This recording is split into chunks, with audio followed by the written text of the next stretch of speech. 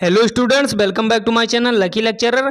आज का जो वीडियो है काफ़ी इंपॉर्टेंट वीडियो है आप लोगों के लिए। हिंदी का काफ़ी इंपॉर्टेंट वीडियो है, ठीक है। इसमें क्या बताया गया, आचार्य हजारी प्रसाद द्विवेदी जी के जीवन परिचय के बारे में पूरा डिटेल्स में समझाया गया। पूरा ऐसे समझाया कि कैसे लिखना है, क्या क्या लिखना है, ये सब पूरी बातें इसमें समझाई गई है, ठीक है।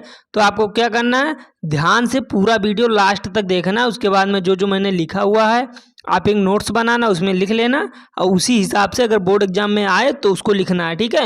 वैसे काफ़ी इम्पॉर्टेंट टॉपिक है आचार्य हजारी प्रसाद द्विवेदी जी का जीवन परिचय, ठीक है। तो आइए चलते हैं, देखते हैं कैसे जीवन परिचय लिखा हुआ है, क्या क्या लिखा जाता है जीवन परिचय में, पूरा टोटल देख लेते हैं, ठीक है। तो देखिए, जीवन परिचय सबसे पहले हेडिंग डाल दिए। उसके बाद में हम क्या लिखे हैं कि हिंदी के श्रेष्ठ निबंधकार आचार्य हजारी प्रसाद द्विवेदी जी का जन्म सन 1907 ईस्वी में बलिया जिले के दूबे का छापरा नामक ग्राम में हुआ था। क्या है कि बलिया जिले के, अब यूपी में बलिया है, ठीक है, तो बलिया जिले के दूबे का छपरा नामक गांव में हुआ था, ठीक है। लेकिन कब हुआ था, सन 1907 ईस्वी में। तो मैं आप लोगों को ये बता दूं कि जो जीवन परिचय होता है उसमें जो सबसे मेन टॉपिक रहता है वो ये है कि जीवन परिचय में सबसे मेन जो होता है वो होता है जन्म किस वर्ष हुआ है, ठीक है। तो इनका जो जन्म हुआ है वो 1907 ईस्वी में हुआ, ठीक है। तो जीवन परिचय में क्या है, सबसे पहले जन्म लिखा जाता है, उसके बाद में ये होता है कि कहाँ हुआ है। तो इनका जो जन्म हुआ है वो बलिया जिले के दूबे के छपरा नामक गांव में हो, ठीक है। गांव का क्या नाम है, दूबे का छपरा, बड़ा गजब नाम है, ठीक है। उस यहाँ छपरा गलत लिख गया था, ठीक है, तो उसको काट के यहाँ पे लिख दिए हैं, ओके, ठीक है। तो ये आप लोगों को इतना समझ में आया होगा, ठीक है, कि यहाँ तक आपको समझ में आया। यही इतना लिखना। मेन क्या रहता है जीवन परिचय में कि कब डेट, मतलब कब उनका किस वर्ष में जन्म हुआ है, कहाँ हुआ है, इनके पिताजी का क्या नाम है, उनकी जो है नॉलेज कितनी कितनी, ये सब जीवन परिचय में लिखना रहता है। और लास्ट तक मतलब क्या क्या इनको उपाधियाँ मिली है, उसके बाद में कब इनकी मृत्यु हुई है, ये जीवन परिचय में टोटल लिखा जाता है। तो ठीक है, तो सारा कुछ मैं इसमें मेंशन किया हूँ, पूरा आप ध्यान से देखना, ठीक है। उसके बाद में क्या है, इनके पिताजी का नाम अनमोल द्विवेदी था। तो इनके पिता का क्या नाम था, अनमोल द्विवेदी। ये बात आपको यहाँ, ये वाला बात आपको याद करना है, इनके पिता का नाम अनमोल द्विवेदी था, क्योंकि जो मेन पॉइंट होता है वो जन्म स्थान होता है, उसके बाद में सन होता है कि सन में जन्म हुआ है, उसके बाद में उनके पिता का क्या नाम है, ये सब जीवन परिचय में सबसे मेन टॉपिक है, ठीक है। उसके बाद में क्या लिखा है, जो ज्योतिष और संस्कृति के प्रकांड विद्वान थे। अब देखिए, अनमोल द्विवेदी जो थे, इनके पिताजी हजारी प्रसाद द्विवेदी जी के, वो संस्कृत और ज्योतिष के प्रकांड विद्वान थे। तो इससे क्या हुआ कि उनको ज्योतिष और संस्कृत की शिक्षा बड़े आसानी से मिल गई होगी, ठीक है, वैसे लिख भी दिए हैं। अतः इन्हें ज्योतिष और संस्कृत की शिक्षा उच्च स्तरीय ज्ञान आसानी से प्राप्त हुआ, ठीक है। ये पूरा मैंने मेंशन किया हुआ, ठीक है। तो आप लोगों को भी ऐसे ही लिखते हुए आना है, ठीक है। उसके बाद में क्या लिखा, इनकी प्रतिष्ठा का विशेष, यहाँ डबल बार विशेष हो गया, ठीक है, तो एक काट देना, विशेष विकास विश्वविख्यात संस्था शांति निकेतन में हुआ। अब इनके क्या हुआ, इनकी प्रतिष्ठा का विशेष विकास, मतलब इनके दिमाग का जो विशेष विकास हुआ वो विश्वविख्यात संस्था एक थी शांति निकेतन, इसमें हुआ, ठीक है। उसके बाद में क्या लिखा हुआ है, सन 1949 ईस्वी में लखनऊ विश्वविद्यालय ने इन्हें डीलिट की उपाधि से तथा सन 1957 ईस्वी में भारत सरकार ने पद्म भूषण की उपाधि से विभूषित किया, ठीक है। मतलब इनको ये उपलब्धियां भी मिल चुकी थी, ठीक है। वो भी कब, ये सब जितना जितना डेट मेंशन हुआ, ये डेट आपको कंफर्म याद रखना, ये डेट आपके लिए काफ़ी इंपॉर्टेंट। इससे क्या होगा कि एग्जामिनर जो है आपकी मानसिकता को देखेगा, ठीक है, जिससे अच्छा खासा नंबर आपको दे सके, ठीक है। उसके बाद में क्या हुआ, उसके बाद में इनकी जो है मृत्यु कब हुई ये भी लिखा हुआ है। तो लिखा हुआ है 19 मई 1979 ईस्वी में। ये वयोवृद्ध साहित्यकार रुग्णता के कारण स्वर्ग सिधार गए। अब रुग्णता नामक कोई बीमारी हुई होगी, ठीक है, तो उनको इस कारण से वो सन 1979 ईस्वी में, ये मेन डेट आपको मेंशन किया हुआ है, ये याद भी रखना, ठीक है। तो इस इतने तारीख को बोले तो 19 मई सन 1979 ईस्वी में ये स्वर्ग सिधार गए, ठीक है। ये इतना इनका जीवन परिचय यहाँ तक था, यहाँ तक इनका जीवन परिचय था, ठीक है। उसके बाद में आ जाओ इनकी रचनाओं के लिए। अब जो रचनाएं हैं ये इनकी साहित्यिक परिचय है, इनकी जीवन परिचय ना होके ये साहित्यिक परिचय। तो साहित्यिक परिचय यहाँ ये हेडिंग डालना भूल गए हैं आप लोग, यहाँ से हेडिंग डाल लेना साहित्यिक परिचय, ठीक है। साहित्यिक परिचय, ठीक है, ये आप लोग हेडिंग डाल लेना, ये हम भूल गए थे। उसके बाद में इनकी साहित्यिक परिचय में क्या क्या है आइए देखते हैं। तो लिखा हुआ है कि इनकी रचनाओं में नवीनता और प्राचीनता का अपूर्व समन्वय था, ठीक है। मतलब इनकी जो रचनाएं थी वो काफ़ी ज़्यादा अच्छी थी, आकर्षक थी, ठीक है, जिससे इनकी जो प्रकाशन होती तो वो काफ़ी ज़्यादा प्रचलित थी, ठीक है।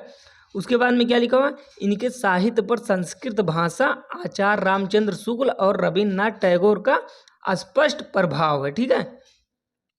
ये इतना आपको समझ में आएगा, मतलब क्या है कि ऐसे ऐसे लिखना है। इसमें कुछ समझने वाली बातें नहीं, इसमें क्या है कि कैसे लिखा जाता है, पूरा जैसे हम लिखे हैं वैसे अगर आप लिख देंगे तो आपको 5 नंबर कन्फर्म मिलेगा। अगर 5 नंबर का रहेगा जीवन परिचय तो 5 नंबर कन्फर्म मिलेगा, ठीक है।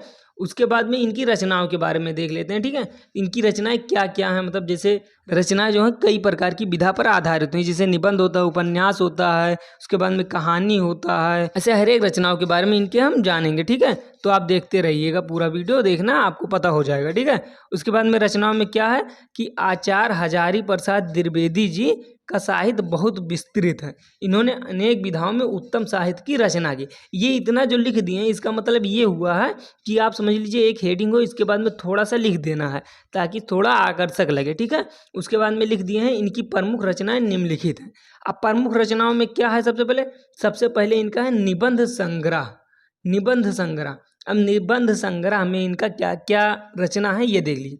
अशोक के फूल, अब अशोक के फूल आपके चैप्टर से ही लिखा गया है, ठीक है। तो अशोक के फूल जो हैं ये एक निबंध है, ठीक है। उसके बाद में कुटज है, विचार है, परवाह है, विचार और वितर्क है, आलोक पर्व कल्पता है, ठीक है। तो ये जो निबंध लिखे हुए हैं इससे आपका एक और बहुविकल्पीय मजबूत हो जाएगा, ठीक है। इससे क्या होगा, जैसे पूछा जाएगा कुटज जो है वो किस विधा की रचना है, तो आपको कंफर्म यहाँ से पता हो जाएगा कि ये निबंध है, ठीक है। तो आपको पता हो जाएगा कि यहाँ ये निबंध है, ठीक है। उसके बाद में ये भी पूछ सकता है कि कुटज किनकी रचना है, तो आपको ये भी पता हो जाएगा कि डॉक्टर आचार्य हजारी प्रसाद द्विवेदी जी की रचना है, ठीक है। उसके बाद में इनकी जो दूसरी संग्रह है वो है आलोचना साहित्य। आलोचना साहित्य में इन्होंने क्या क्या लिखा है, सूरदास कालिदास की लालिल योजना, ये इनका होगा। उसके बाद में कबीर साहित्य हो गया, उसके बाद में साहित्य साहचर हो गया, उसके बाद में साहित्य का मर्म हो गया, ठीक है। उसके बाद में इनका अगला जो है वो इतिहास, ये इतिहासकार भी थे, ठीक है। तो इतिहास में इन्होंने क्या क्या लिखा हुआ, हिंदी साहित्य की भूमिका लिखी है, हिंदी साहित्य का आदिकाल लिखा, हिंदी साहित्य के बारे में लिखा है, ठीक है। उसके बाद में ये उपन्यासकार भी थे, उपन्यास भी लिखे हैं। बाणभट्ट की आत्मकथा, ये इनकी रचना है, एक उपन्यास है, ठीक है। अब ये क्वेश्चन आपके बोर्ड एग्जाम 2024 के लिए काफ़ी इंपॉर्टेंट है, ठीक है, क्योंकि बाणभट्ट की आत्मकथा जो है ये कई बार बोर्ड एग्जाम्स में पूछी गई है, ठीक है। उसके बाद में चारूचंद्र लेख, उसके बाद में पुनर्नव और अनामदास का पौधा, ये इनकी उपन्यास है, ठीक है। उसके बाद में ये एक संपादक भी थे, क्या एक संपादक भी थे। संपादक में इन्होंने संपादन किस किस चीज़ों का किया है, नाथ सिद्धों की बनिया, उसके बाद में संक्षिप्त पृथ्वीराज रासो, संदेह रासक, ये इतना इन्होंने संपादन प्रकाशित किया, ठीक है। तो जितना आपको बताएं ये इतना अगर आप लिख देंगे बोर्ड एग्जाम में अपने कॉपी में तो आपका समझ लीजिए कि 5 नंबर कन्फर्म है, ठीक है। आपका 5 नंबर कहीं नहीं कटेगा। जैसे मैंने जीवन परिचय लिखा हुआ है ऐसे पूरा टोटल आप एक बार देख लीजिए, स्टॉप करके उसके बाद में लिख लीजिए, देख लीजिए जैसे जैसे लिखे हैं ऐसे लिखना है, ठीक है। तो जैसा कि मैंने आप लोगों को बता दिया है कि कैसे बोर्ड एग्जाम में हजारी प्रसाद द्विवेदी जी का जीवन परिचय लिखा जाता है, ठीक है। तो इसके बाद में क्या है कि मैं एक ट्रिक के साथ आप लोगों को हजारी प्रसाद द्विवेदी जी के जीवन परिचय के बारे में बताऊंगा, तो ठीक है। तो उसको आप कैसे लिखेंगे, तो सबसे पहले आप लोगों को हजारी प्रसाद द्विवेदी जी के जन्म के बारे में पता कर लेना है कि इनका जन्म कब हुआ था, मतलब जन्म पता करना है कि कब हुआ था। उसके बाद में जन्म कहाँ हुआ था ये भी पता करना है, ठीक है।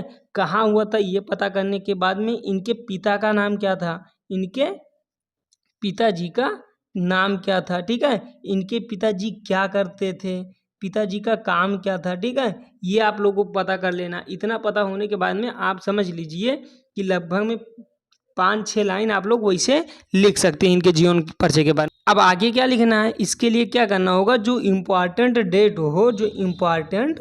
डेट हो उसको आपको मेंशन करना है जरूर, मतलब जीवन परिचय में आपको जरूर से जरूर लिखना है। क्या लिखना है, डेट, यानी कि कब। अब जैसे ये किस चीज़ से सम्मानित, किसी चीज़ से अगर ये सम्मानित हुए हैं, मान लीजिए इनको कोई उपाधि मिली हुई है, तो उनको ये उपाधि कब मिली है, ये चीज़ आप लोगों को उनके जीवन परिचय में लिखना है, ठीक है। उसके बाद में इनकी जो मेन चीज़ें हैं, इनकी मृत्यु कब हुई, ठीक है, इनकी मृत्यु कब हुई और कैसे हुई, ये चीज़ आप लोगों को इनके जीवन परिचय में मेंशन करना है। इससे क्या होगा, अगर इतना चीज़ आप लोगों को याद है तो आप जीवन परिचय वैसे लिख सकते हैं, ठीक है। हिंदी तो आपको बोलना लिखना पढ़ना आता है, तो इतना चीज़ अगर आपको याद है तो आप पढ़ सकते, मतलब आप जीवन परिचय उनका लिख सकते हैं। अब आप लोगों को याद केवल क्या करना रहता है, साहित्यिक परिचय में इनकी रचनाओं के बारे में याद करना रहता है। और यदि आप रचनाओं को याद कर लेते हैं तो आप लोगों का ऑब्जेक्टिव जो है वो आप लोगों का मजबूत हो जाएगा, ठीक है। तो रचनाओं को आप स्वयं से याद करना, ठीक है। तो ऐसे आप लोग जीवन परिचय इनका बड़ी आसानी के साथ लिख सकते हैं और 5 नंबर आप बहुत आसानी के साथ पा सकते हैं, ठीक है।